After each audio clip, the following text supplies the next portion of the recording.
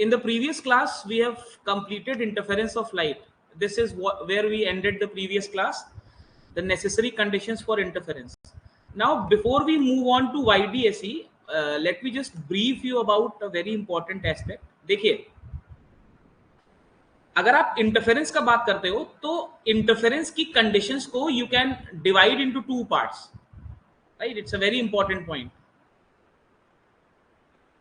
Interference की conditions को आप दो पार्ट में डिवाइड कर सकते हो. One is the essential condition, जो जरूरी है, ये होना ही चाहिए. अगर ये फुलफिल नहीं है तो इंटरफेरेंस नहीं हो पाएगा. And the second one are the additional conditions. ये मैंडेटरी नहीं है, लेकिन अगर है तो बेटर है. तो सबसे एसेंशियल कंडीशन है कोहेरेंट सोर्स. अगर सोर्सेस कोहेरेंट नहीं है तो कोई चांस ही नहीं है इंटरफेरेंस का, राइट? दूसरा, जो आपकी इंटरफेरिंग वेव्स हैं उनका frequency must be same. It's a very very very important condition. If the frequency is not same, you will not observe any interference pattern. And the third one is both waves should have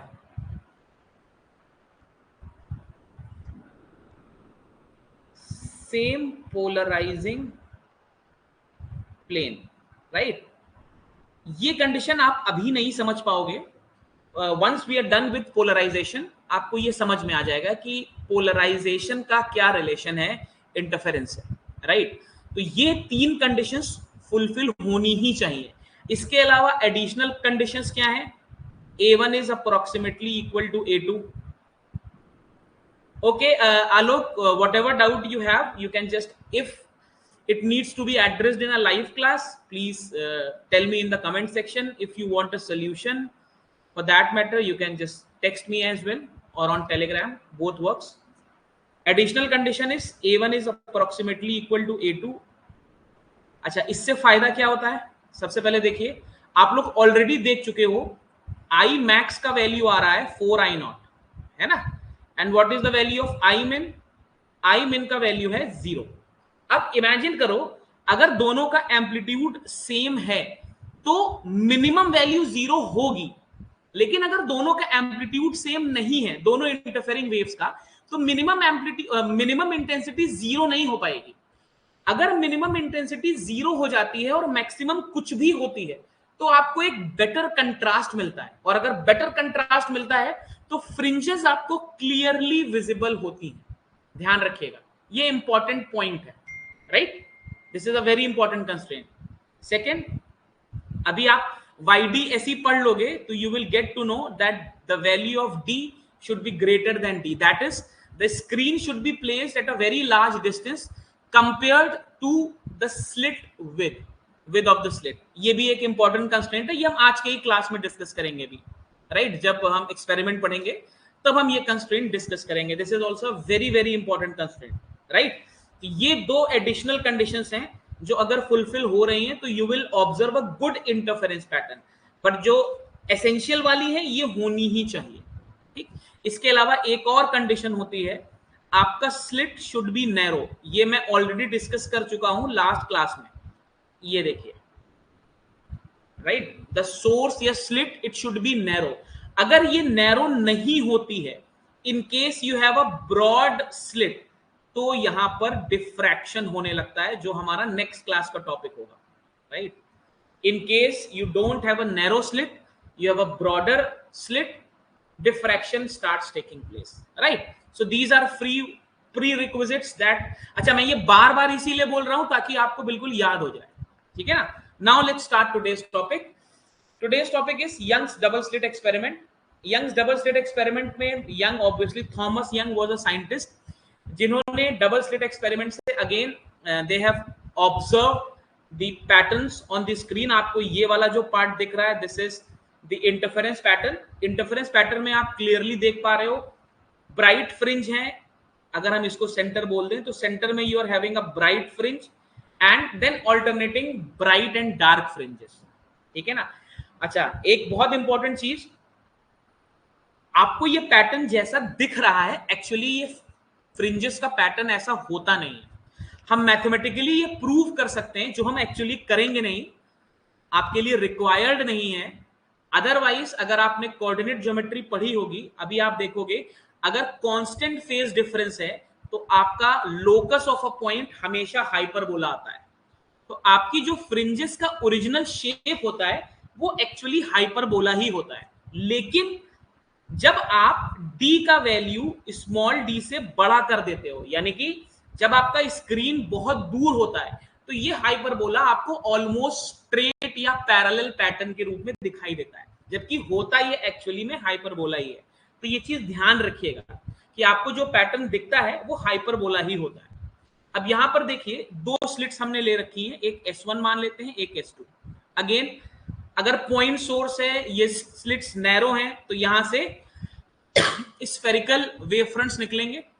वो सारे points जहां पर सारे भाई S1 से कुछ pattern मिला, S2 से कुछ पैटर्न मिला, जहां पर सेम फेज वाले पॉइंट्स मिलते हैं वहां पर कंस्ट्रक्टिव इंटरफेरेंस होता है।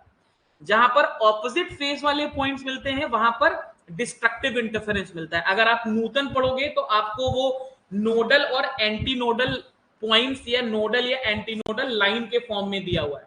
वो क्वेश्चन मैंने ऑलरेडी टेस्ट सीरीज में इंक्लूड कर दिया है, तो जब आप टेस्ट सीरीज में वो टेस्ट वाला क्वेश्चन करोगे तो आप वो जान जाओगे, nodal and anti nodal lines, right. छोटा सा कीवर्ड है, अगर याद रहेगा तो बेटर है, राइट। चलो, दो चीजें क्लियर हो चुकी हैं।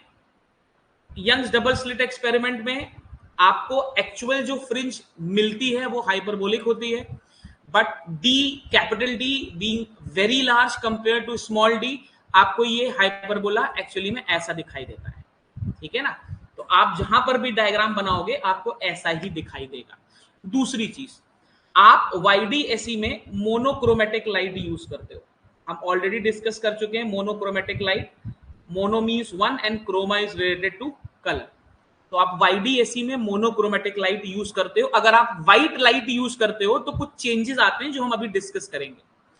once we are done with the derivation part, I will discuss those changes, right? So far clear hai all of you? Ashmit, Alok and Deepika, I guess अभी तक कोई प्रॉब्लम नहीं होनी चाहिए। यस, अगर अभी तक कोई क्वेश्चन हो आपके दिमाग में तो please ask me, I will be more than happy to help you. वैसे आप ऑलरेडी एड्रेस द क्वेश्चंस। चलो, अब इसी डायग्राम का एक्चुअल फॉर्म देखते हैं। देखिए यहां पर ये स्लिट मैंने बनाई नहीं है, ऐसा आपका एक सोर्स है लाइक दिस, और इस सोर्स से ऐसे वेव फॉर्म से आ रहा है। तो इन केस ये लेक्चर कोई ऑफलाइन वाला स्टूडेंट देख रहा है तो अभी मैं फ्रिंज विड्थ का डेरिवेशन दूसरी तरीके से करा रहा हूं।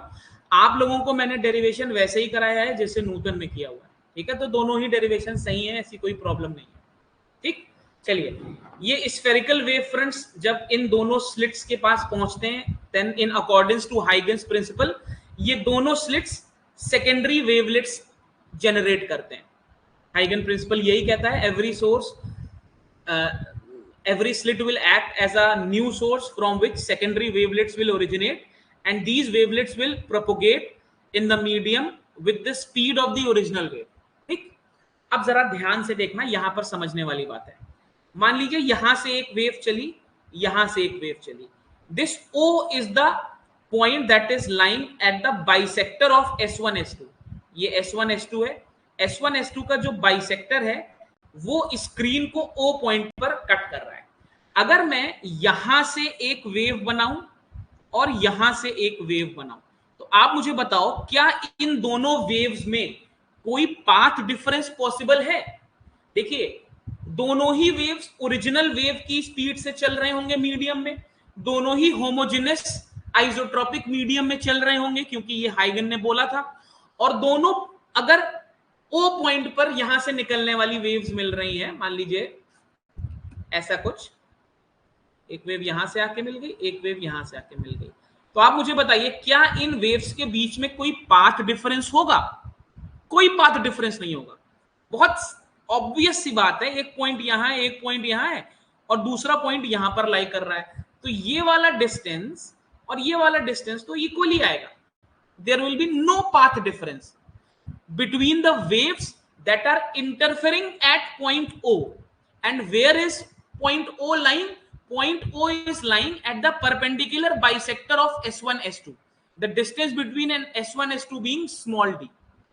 अगर यहां पर बेटा फेज डिफरेंस जीरो है तो आप मुझे बताओ, आप ऑलरेडी लास्ट क्लास में पढ़ चुके हो, जब यहां पर पाथ डिफरेंस जीरो है तो आप ऑलरेडी लास्ट क्लास में पढ़ चुके हो, जीरो पाथ डिफरेंस के केस में यहां पर कौन सा इंटरफेरेंस हो रहा होगा? बताइए कौन सा इंटरफेरेंस हो रहा है? If the path difference is zero, which kind of interference is taking place here? Obviously it has to be constructive interference. Constructive interference की कंडीशन क्या थी? Yes, कंस्ट्रक्टिव इंटरफेरेंस के लिए डेल्टा फाई का वैल्यू आता था 2n पाई और delta x का वैल्यू आता था n लैम्डा. ये हम ऑलरेडी कर चुके हैं, ठीक है. और यहां पर भाई जहां पर n का वैल्यू 0 1 2 3 4 आ रहा था, तो यहां पर आपको जब पाथ डिफरेंस जीरो मिल रहा है तो यहां पर कंस्ट्रक्टिव इंटरफेरेंस हो रहा है. कंस्ट्रक्टिव इंटरफेरेंस का मतलब आपकी इंटरफेरिंग वेव्स सेम फेज में यहां मिल रही हैं, और अगर ये यहां पर सेम फेज में मिल रही हैं तो 110% यहां पर ब्राइट फ्रिंज बननी चाहिए. यस और नो? भाई कंस्ट्रक्टिव इंटरफेरेंस का मतलब bright fringe. And O lying at the centre, at the central bisector of S1 S2, क्या मैं ये कंक्लूड कर सकता हूं कि O पर आपको सेंट्रल मैक्सिमा मिलेगा? Just remember the terms, the way I am spelling them और the way I am speaking them. O point पर आपको सेंट्रल मैक्सिमा मिलेगा, राइट? अच्छा, इंटरफेरेंस पैटर्न में होता क्या था? आपको सेंटर में एक मैक्सिमा मिलता था और उसके दोनों तरफ आपको क्या मिलता था? Dark bright, dark bright, dark bright, ऐसा पैटर्न कुछ रहता था. अब हमें देखना है कि किसी फ्रिंज की विड्थ कितनी है. अब आप समझिए कि इसको निकालने के लिए हमें फ्रिंज विड्थ समझना पड़ेगा कि what is fringe width. Fringe width, it is the distance between two consecutive bright और टू कॉन्जिक्यूटिव डार्क फ्रिंजेस. भाई ये मैंने डार्क बनाई, यहां पे ब्राइट, फिर डार्क, फिर ब्राइट, फिर डार्क, फिर ब्राइट, तो ये मेरा फ्रिंज विड्थ है. इसको हम बीटा से लिख रहे हैं, या ये हमारा फ्रिंज विड्थ है, distance between two consecutive bright fringes और टू कॉन्जिक्यूटिव डार्क फ्रिंजेस. अगर मुझे ब्राइट फ्रिंज या अगर मुझे फ्रिंज विड्थ निकालनी है तो इसका मतलब, और अगर मैं कह दूं कि ये फ्रिंज विड्थ y है, इसका मतलब पॉइंट P पर ब्राइट फ्रिंज अगर बन रही हो, अगर पॉइंट P पर नेक्स्ट ब्राइट फ्रिंज या कॉन्जिक्यूटिव ब्राइट फ्रिंज बन रही हो तो जो y की वैल्यू आ जाएगी, क्या यही मेरी फ्रिंज विड्थ नहीं हो जाएगी? बताइए, यस और no?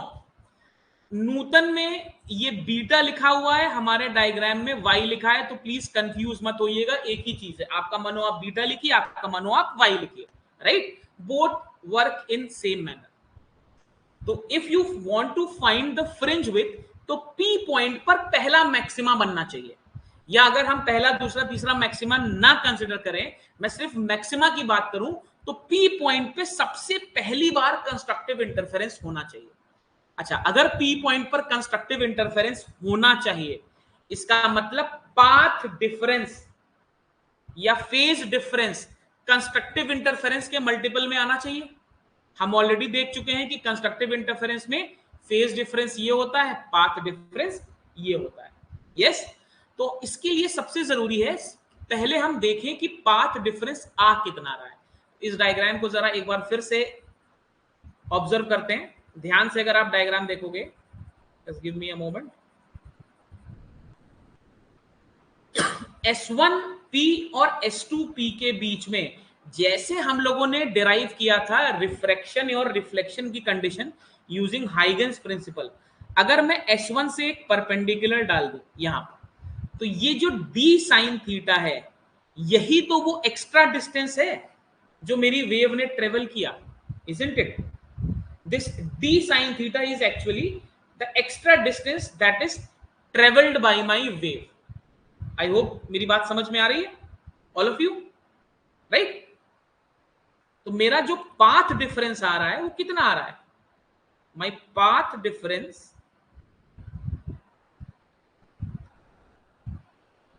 That is S2P minus S1P, S2P minus S1P। अगर पाथ डिफरेंस इतना आ रहा है तो फेज डिफरेंस कितना आएगा? 2 pi upon lambda into S2P minus S1P। अब मुझे ये आई गेस समझाने की जरूरत नहीं है, जरा ध्यान से देखिएगा।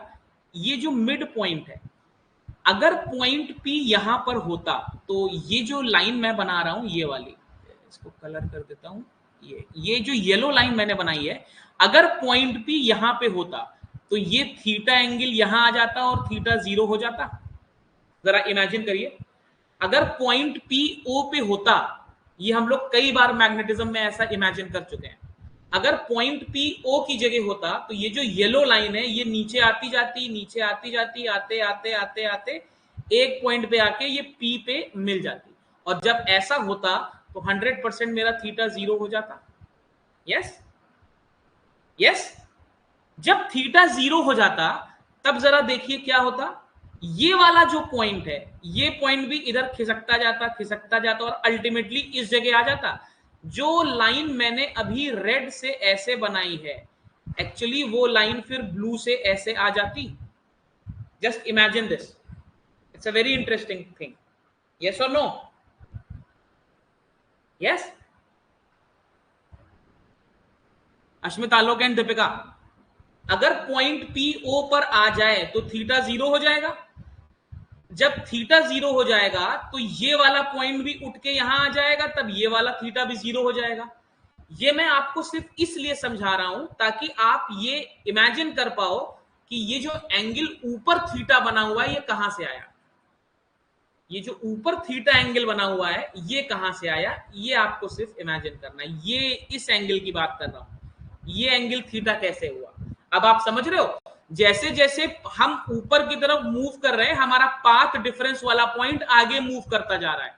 जितना हम ऊपर मूव करेंगे हमारा पाथ डिफरेंस वाला पॉइंट वर्टिकल से उतना एंगल अलाइन करता जाएगा। I hope now I am clear, right? Yes. अच्छा, this is a right angle triangle. ये अगर 90 है तो sine theta is equal to this divided by this, ये डिफरेंस आपने d मान रखा है तो this will be d sine theta. Actually अगर देखा जाए तो S2P minus S1P, this is actually d sine theta, isn't it? Yes. अच्छा, एक चीज और देखो, आपको मालूम है theta is very small. For small values of theta sin theta is approximately equal to tan theta, it is approximately equal to theta, right? तो मैं क्या लिख सकता हूं, मैं लिख सकता हूं S2P minus S1P is equal to D tan theta। ठीक, अब इस ट्रायंगल में आ जाइए, इस ट्रायंगल में what is tan theta? tan theta is y upon d. What is y? Y is your fringe width. What is capital D?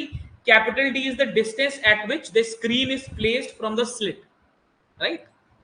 तो sin theta को मैं tan theta बना दूं और इसको लिख दूं dy by d, लिख सकता हूं? Yes, I can write it this way. Come on, is it clear? अच्छा, अब बहुत सिंपल सी चीज है, आप मेरे को बताओ, यहां पर अगर ब्राइट फ्रिंज बन रही होगी, अगर ये ब्राइट फ्रिंज बन रही होगी तो S2P माइनस S1P ये n लैम्डा आ जाएगा, राइट? कंस्ट्रक्टिव इंटरफेरेंस का कंडीशन। और अगर ये n लैम्डा आ जाएगा तो dy अपॉन d ये n लैम्डा आ जाएगा, तो y is equal to n d lambda upon d। Isn't this the fringe width? यही तो आपकी फ्रिंज विड्थ है। आपकी न्यूटन में beta is equal to d lambda upon d into n, यही फॉर्मूला तो लिखा है, आ गया।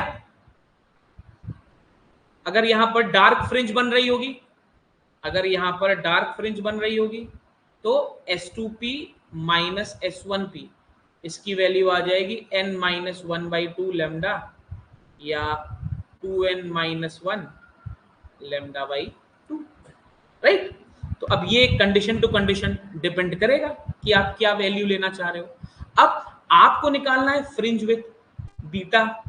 अगर मैं जनरलाइज कर दूं बीटा, ध्यान से देखिएगा, मैं इसको बोल रहा हूं अभी, को इसको हटा देते नहीं तो आप कंफ्यूज हो जाओगे। वाई वो पोजीशन थी जहां पर पहली ब्राइड बन रही थी, या अगर हम इसको जनरलाइज कर दें, अब अगर हम कह दें पी वो पोजीशन था जहां पर कंस्ट्रक्टिव इंटरफेरेंस हो रहा था। देखिए अब जो बताने वाले हैं इस पर एनसीईआरटी में एक बहुत अच्छा क्वेश्चन है, what is the minimum value for which the two wavelengths will overlap, अभी वो क्वेश्चन भी कराऊंगा। तो अब समझना जरूरी है, हमने पी को फ्रिंज विद बोला था ये अज्यूम करके कि यहां पर पहली बार ब्राइट फ्रिंज बन रही है। अगर हम केस को जनरलाइज कर दें तो ये जो एक्सप्रेशन मुझे मिला ये जनरल एक्सप्रेशन ही तो मिला, यस और no.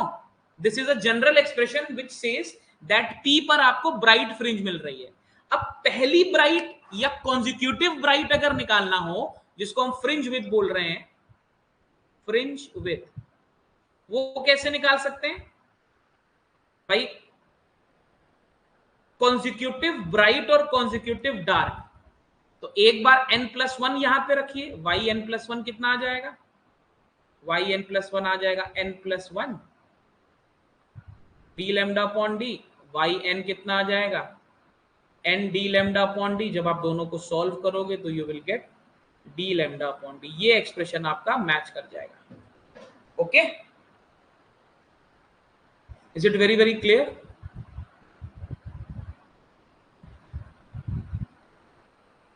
All of you, this is how you will be calculating the fringe width. अब एक एक्सप्रेशन मैंने शुरू में लिखा था जो, अच्छा रफ कर दिया, जो यूज नहीं किया। देखिए अब ये आपको न्यूमेरिकल्स में यूज होगा। Delta phi is equal to 2 pi upon lambda into delta x, right. ये रिलेशन होता है।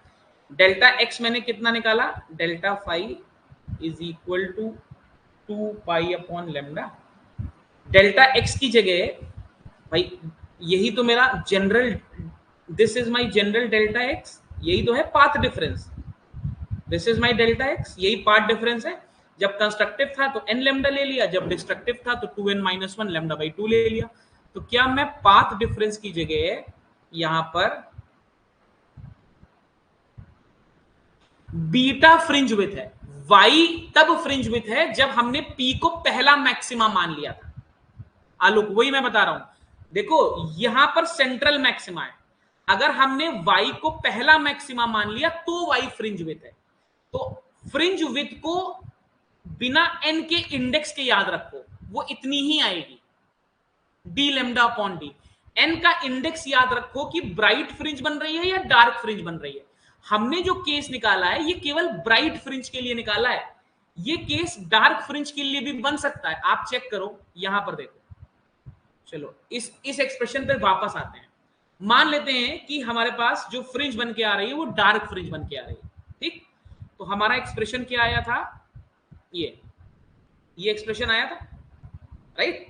इस एक्सप्रेशन में n की जगह क्या आ जाएगा? अगर डार्क फ्रिंज आ रही है तो आप जरा ध्यान से देखो, y is equal to 2n-1 d lambda upon 2d आ जाएगा। चेक करिए, इतना ही एक्सप्रेशन आ जाएगा। अब यहां पर भी अगर आप एक बार n रखोगे और n+1 रखोगे और दोनों को सब्सट्रैक्ट करोगे तो आपको यही एक्सप्रेशन मिलेगा, d लैम्डा अपॉन डी, ठीक है। एक्सप्रेशन फ्रिंज विथ का एक्सप्रेशन नहीं चेंज होगा।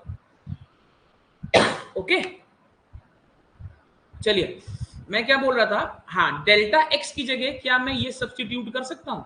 dy by D, dy by D. तो बहुत से, अच्छा ये डेल्टा y नहीं है, d is separate and y is separate, okay. तो ऐसे भी कर सकते हैं।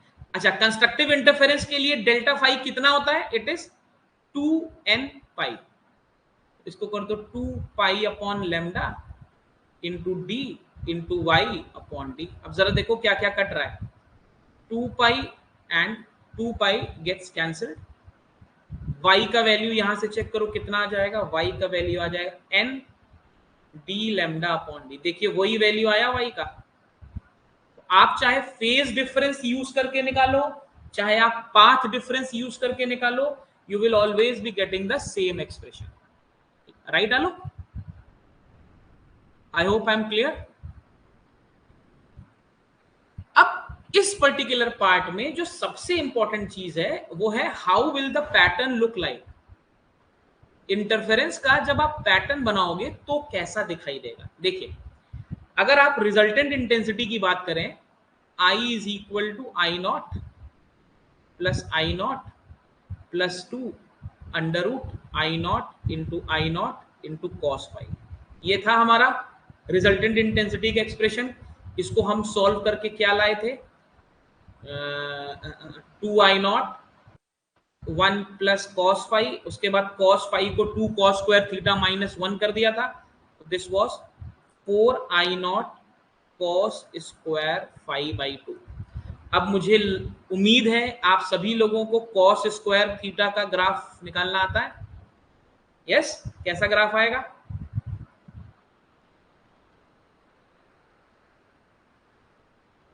हाँ बनेगा, 100% बनेगा। बहुत दिनों तक, कई सालों तक हम बना के दिखाते थे। आप कहें तो मैं बना दूं, 10-15 मिनट लगेगा लेकिन बना के दिखा दूंगा। बट आप तो वैसे, आपको तो वैसे भी रिक्वायरमेंट नहीं है, you don't need it. Requirement तो मैथ्स वालों को भी नहीं है। If you want me to do this I can do it, it's very easy. अच्छा आई मैक्स कितना आएगा यहां से, ये सबसे इंपॉर्टेंट है। What will be the value of I max? भाई कॉस स्क्वायर 5/2 मैक्सिमम वैल्यू 1 हो जाएगी, तो I max will be 4 I nought. ठीक है ना, I max will be 4 I nought. ठीक है, तो इंटरफेरेंस का जो पैटर्न आता है, and what will be the value of I min? I मिन ऑब्वियसली इज 0, हम ऑलरेडी चेक कर चुके हैं, 4 आई नॉट एंड आई मिन। आपको जो इंटरफेरेंस का पैटर्न मिलेगा इट लुक्स लाइक दिस। अब यहां से देखिए एक चीज और क्लियर होती है, सोच के देखो मेरी बात। यहां पर आइए, जो मैंने आपको अभी कंडीशंस बताई थी, अगर आप ये इक्वल ना लो तो आपको क्या इतना यूनिफॉर्म और क्लियरली डिस्टिंक्टिव कर्व दिख पाएगा? कभी नहीं दिख पाएगा, कभी भी नहीं दिखेगा।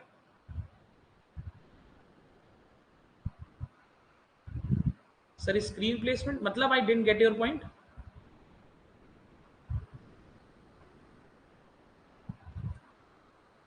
ये जो ब्लैक वाले डॉट्स बना रहा हूं, यहां पर इंटेंसिटी मिनिमम है।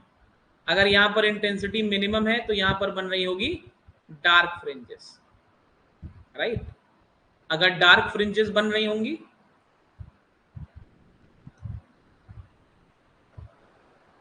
अच्छा किस कॉर्नर, भाई मैं यहां पर इंटेंसिटी प्लॉट कर रहा हूं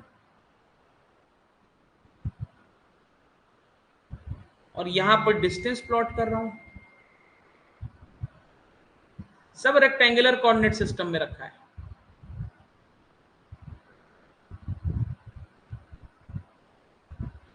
ये मेरी हो गई फ्रिंज विड्थ, जो मैंने बीटा निकाली है।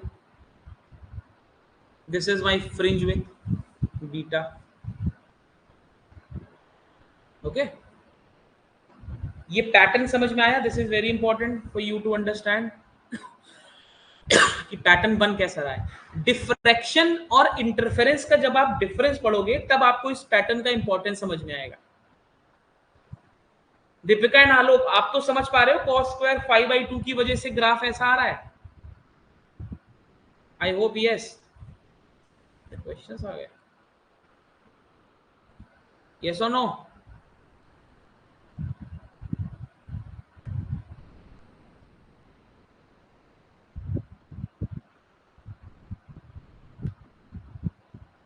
चलो अब एक इंपॉर्टेंट इसमें कंस्ट्रेंट भी है, एक बार वो पूरा कर लेते हैं, फिर उसके बाद हम क्वेश्चंस पे आते हैं। ठीक है ना, क्वेश्चंस बहुत अच्छे क्वेश्चंस कंपाइल किए हैं, मतलब हर टाइप की चीज क्लियर हो जाएगी।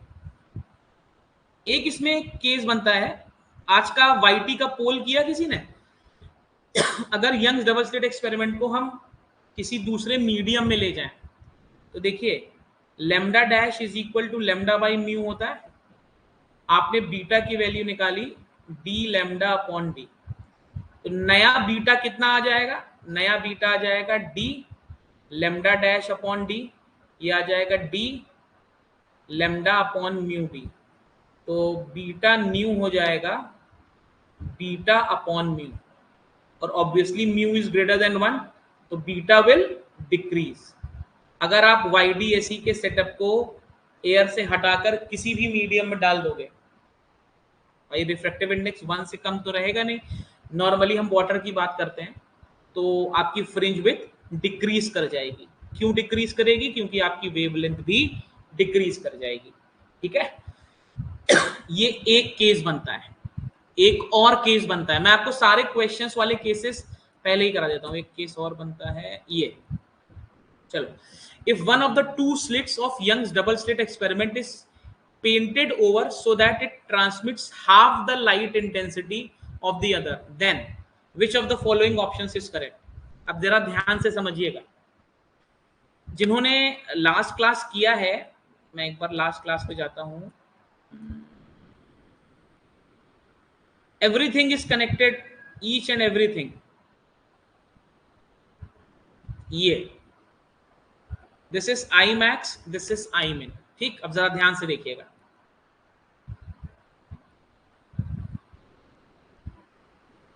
क्वेश्चन पे जाते हैं। ये हमारा क्वेश्चन था। आई मैक्स की वैल्यू कितनी थी? Under root I not plus under root I nought का होल स्क्वायर। आई मिन की वैल्यू कितनी थी? Under root I not minus under root I nought का होल स्क्वायर। ठीक, आई मिन 0 आ रहा था और I max 4 I nought square आ रहा था। ये हम ऑलरेडी डिराइव कर चुके हैं। क्वेश्चन कह रहा है कि किसी एक स्लिट को हमने किसी भी ऑब्स्टेकल से रोक दिया और ये इंश्योर किया कि अब की बार जो वहां से एमिटेड लाइट है उसकी इंटेंसिटी हाफ हो गई। ठीक, अगर इंटेंसिटी हाफ हो गई है तो अब की बार यहां पर क्या यूज होगा? Under root I not plus under root I naught by 2 का होल स्क्वायर होगा, होगा। और यहां पर क्या होगा? यहां पर होगा under root I not minus under root I naught by 2 का होल स्क्वायर। अब जरा ध्यान से देखो, वो डार्क फ्रिंज जिसकी इंटेंसिटी पहले 0 हो जाती, क्या अब 0 हो पाएगी? आप देखिए, क्या ये एक्सप्रेशन आपको 0 देगा? This is never equal to 0, isn't it? बात समझ पा रहे हो आप लोग? वो इंटेंसिटी जो पहले 0 हो जाती, क्या वो अब 0 होगी? नहीं 0 होगी, अब वो कोई वैल्यू देगी। अगर वो कोई वैल्यू देगी तो क्या अब वो उतनी डार्क हो पाई? भाई मिनिमम तो 0 होता है, अब वो मिनिमम तो हो ही नहीं रही है, अब वो पूरी डार्क तो हो ही नहीं पा रही। तो क्या डार्क फ्रिंज की इंटेंसिटी थोड़ी कम हो गई, या जो डार्क फ्रिंज बनती थी वो थोड़ी कम डार्क बनेगी? यस और नो? यस। वहीं अगर ब्राइट फ्रिंज की बात करते हैं तो पहले यहां पर था 4 आई नॉट स्क्वायर, अब यहां पर कितना आएगा? 9/4 आई नॉट स्क्वायर। चेक करिए, अब 9/4 आई नॉट स्क्वायर आएगा। जब 9/4 आई नॉट स्क्वायर आ गया तो ये वैल्यू भी तो कम हो गई, किससे? 4 आई नॉट स्क्वायर से। तो क्या ब्राइट फ्रिंज भी अब उतनी ब्राइट बन पाएगी? नहीं बन पाएगी। तो अगर आप, इसमें बहुत सारे क्वेश्चन बनते हैं, सेलोफोन पेपर से कर देते हैं, ग्लास स्लैब से ढक देते हैं। ध्यान रखिएगा, अगर किसी की भी इंटेंसिटी कम हो रही है तो ब्राइट लेस ब्राइट हो जाएगी और डार्क लेस डार्क हो जाएगी। क्या मेरी बात समझ में आ गई सभी लोगों को? It's a very important question, very very important question. हम जितने भी केसेस आज डिस्कस करेंगे वो सब एक्चुअली में क्वेश्चंस हैं। ओके, जैसे ये क्वेश्चन आप देखिए, ये पहला क्वेश्चन था जेई मेंस का 2024 का, जो पहला पेपर हुआ था उसकी मॉर्निंग शिफ्ट का ये पहला पेपर था। और ये क्वेश्चन यहां से देखिए, when one of the slit is covered with a very thin glass plate, तो आपसे वो ग्लास प्लेट की थिकनेस पूछ रहा था। तो अगर आप नूतन पढ़ोगे तो आपको ये ऑप्शनल में दिखाई देगा।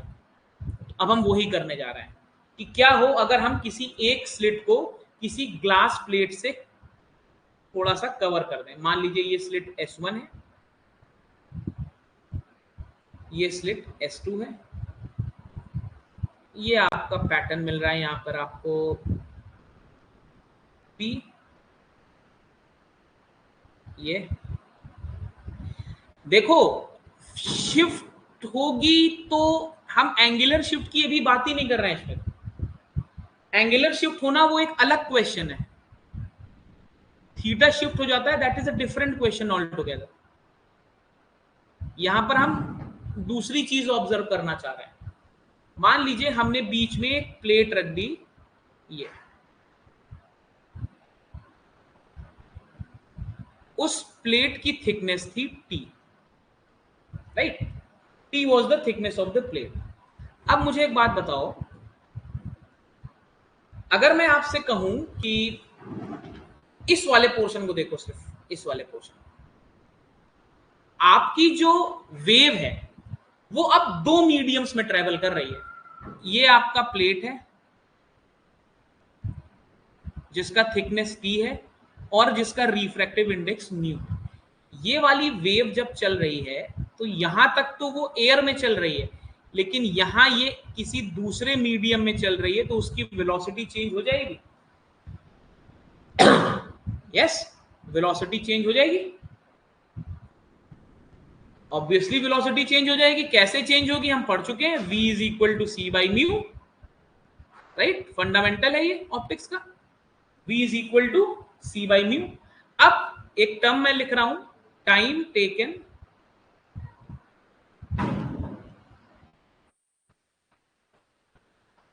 To travel S1P। अब इस टाइम को मैं दो पार्ट में डिवाइड कर सकता हूं। देखिए, distance is equal to speed into time, तो time is equal to distance upon speed. Air में स्पीड को नीचे रखा, c, एयर में c स्पीड से चल रही थी, लेकिन एयर में कितना चली, S1P माइनस T, इतनी ही देर तो एयर में चली। बाकी देर किस में चल रही है, बाकी देर डिस्टेंस कितना, जितनी थिकनेस। अब की बार वेलोसिटी कितनी है, v। क्या ये स्टेप समझ में आया सबको? मैं आपको जो येलो हाइलाइटेड पाथ दिख रहा है, उस पाथ पे जब वेव ट्रेवल कर रही है, मैं वो डिस्टेंस निकालने की कोशिश कर रहा हूं, राइट? S1P। मैं बोल रहा हूं वो distance is the sum of two distances, S1P minus T। ये वो डिस्टेंस है जब वेव एयर में है, और T वो डिस्टेंस है जब वेव आपकी प्लेट के अंदर है, राइट? चलो, v की वैल्यू रख दो, S1P माइनस T अपॉन सी, प्लस v की जगह जब आप c अपॉन म्यू रखोगे तो this will be mu T upon C, right? इसको हम लिख सकते हैं S1P plus mu minus 1 into T upon C. ठीक है? अब पाथ डिफरेंस सिंपल है, पाथ डिफरेंस एट P कितना आएगा भाई, ये वाला पार्ट S2P माइनस जो आपने अभी निकाला है, ये कितना आएगा, what will be the value, it will be S2P minus S1P minus mu minus 1 into T। जरा देखिए, इतना ही आएगा भाई। डिस्टेंस तो यही है ना भाई, distance is equal to this was time, this was speed, तो डिस्टेंस तो इतना ही हुआ ना, S1P plus mu minus 1T, इतना ही आ जाएगा। यस, अच्छा, इसमें मैं इसको S2P माइनस S1P कर दूं, right? This is simple, S2P minus S1P। इसको कर दूं मैं minus mu minus 1 into T, right? तो what is S2P minus S1P? अगर यहां पर कंस्ट्रक्टिव इंटरफेरेंस हो रहा है, ब्राइट फ्रिंज बन रही है, तो S2P माइनस S1P तो मैं ऑलरेडी निकाल चुका हूं, वाई डी अपॉन डी आया था minus mu minus 1 into T, right? इतना ही आएगा। एक्सक्यूज मी, यस और नो? और अगर कंस्ट्रक्टिव इंटरफेरेंस हो रहा है तो ये n लेमडा के बराबर आ जाएगा, और अगर ये n लेमडा के बराबर आ गया तो आपको जो मान लो y निकालना हो, y को सब्जेक्ट बना लो, y n मैक्स ये कितना आ जाएगा, n d lambda upon D plus mu minus 1 into T into D upon D. This is the condition for maxima. समझ में आया? यही जेईई मेंस में पहला क्वेश्चन इस साल था, और आपके 12th में ये ऑप्शनल है। ओके